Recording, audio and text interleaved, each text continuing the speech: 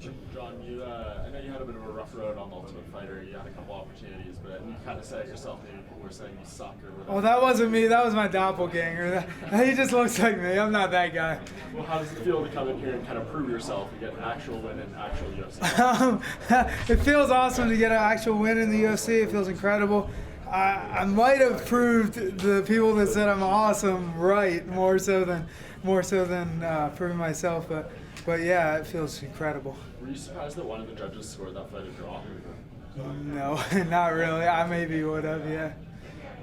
Alan, like, when I got to the UFC, I'm like, shoot, there's that grippy cage and whatever, it makes taking people down a lot harder and stuff.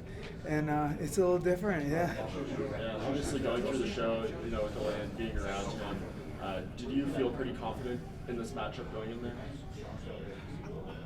Not really, because I'm like, shoot, I don't really know. I mean, he's 15-0, and he's beat a lot of tough guys, and some guys, they train differently than they fight. So I thought maybe like when it's a real fight, he's really a gamer. So I didn't know what to expect. Were you happy with your performance in the fight? No, I was really disappointed. I was getting a little, tired. Usually I don't get ever tired. But unfortunately, like a timing issue, like after the show, I had to go shear alpacas for 3 months. And so I'm on the road, I'm just shearing all day, tackling llamas down and stuff. And then at the end of the day, I run over, try to find a gym in whatever state we're in and go train. But it's just not the same as being at your home gym.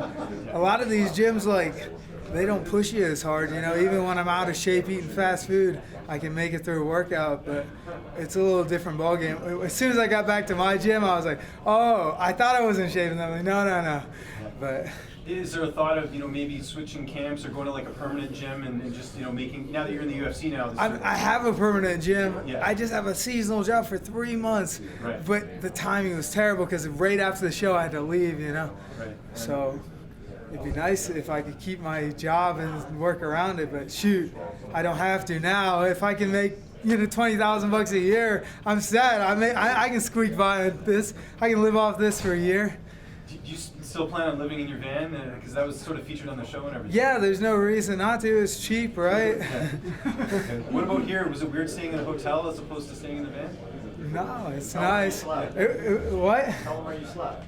Oh, I slept on the floor, but. Okay, that's cool. And what's it been like, this journey? I mean, I'll even go back to last year when you fought Devontae Smith. People were counting you out in that fight. You've really overcome a lot to get here. Has that hit you yet, that you have this UFC victory and you're a mainstay in the UFC? Well, fingers crossed, yeah. You got the win regardless. Yeah. I mean, it's incredible. Getting paid to fight? What? We get paid to do this? It's incredible. So, yeah, it's unbelievable. Back to you saying you slept on the floor. Was it that you didn't want to pamper yourself too much before a fight, or what was it? Yeah, I feel I feel like it's a steady decline, right? Next thing you know, you start sleeping on beds. Next thing you know, you're crying watching The Notebook. It's just like I don't want to get weak. Ahead of your second UFC fight, will you sleep in a bed? No, I haven't slept on a bed since I was 6 years old. So it's just I feel like that's the future. In the future, they're gonna sell like pieces of plywood. They gotta sell something, right? So they'll just sell you a piece of plywood. This is good for your back. Because think about it, like when you're laying on a bed, your back's like all supported by the cushion. I feel like your muscles should be like supporting all that. And I've never had any back problems, so I'm the experiment. We'll see. If I'm all crippled up. What? Have you talked to a doctor about this? Doctors don't know anything. We'll see. In 40 years, if I don't have any back problems, you'll know I was right. You're quite the character. What would you say is the most interesting thing about yourself? I'm not very interesting, but I don't know. I keep winning somehow, even though I'm terrible. That's interesting. I like that, though. It seemed like you had a lot of fun in this season of The Ultimate Fighter. What was your favorite moment from the series? There were so many crazy things that didn't even make it on film. I personally like Tough Talk, your skit with RJ. Oh, yeah. That was hilarious. Great job. It was pretty funny. The one guys, they stuck like like on the dishwasher that it was broken and it said like don't use dishwasher management or whatever. And the other team like the whole season they didn't use it and they were so pissed when they found out it was like fake. But it just sat there the whole season. I know this win's fresh, but when are you looking to get back in there? And is there anyone you want to fight on the roster? I want to fight Joe Giannetti. I hate, anytime I get a loss, I'm like, shoot, I know, change one tiny little detail and it's a totally different fight. And I mean, people are justified in thinking I'm terrible, right? I went out there, I got choked out in 3 seconds. They're like, oh, obviously this guy has no jiu-jitsu. I'd like to prove that I have some jiu-jitsu. Like, okay, my striking is terrible, I'll give you that, but I have something. So I'd love to have a chance to redeem myself and get that fight back. Regardless of the outcome tonight? Yeah, I don't care who wins. I'd like to fight him. I'd love to. How are you celebrating tonight? Nothing. I don't know. Hope I can go train somewhere. Maybe, sightsee a little bit, or? I don't know. Maybe if my sister wants to. I'm gonna try to find some place to train. How do you think Stipe wins tomorrow? Or something. I really think like I don't see Cormier taking him down. I mean, I see Stipe maybe taking Cormier down. Maybe ground and pound, maybe knockout. I mean, I don't know. Please tell me, how did you come up with your Instagram handle? Follow me, I'm blind.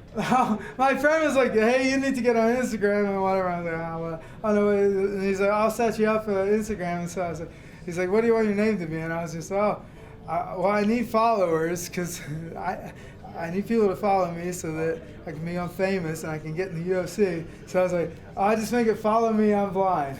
Like the blind leading the blind. So as a fighter, when you hear Max Holloway got pulled out for those concussion-like symptoms, does that freak you out at all about the future? No, I mean, I figure if you're like all messed up, you won't even know it anyway, so I'll just be happy. I used to work with this guy, he had Alzheimer's and whatever. He was hilarious. He'd stand up in the middle of Wendy's and start playing his harmonica, and like, I mean, as long as you enjoy your life, who cares, right? Going back to the Lamas, I have to ask, what's the most effective takedown? You do single legs, double legs when you take them down, and do you take it like the Rocky training in the woods? Do you use those moments to try to train yourself after working out? It does give you a little confidence when there's these things that are called Granakas, they're called, and they're like this tall, and they're just wild, and like they'll jump like 6-foot fences, and like you have to run through the field and just wear them down, and eventually you catch a hold of them. They just buck around, drag you through the field. Eventually you take it down.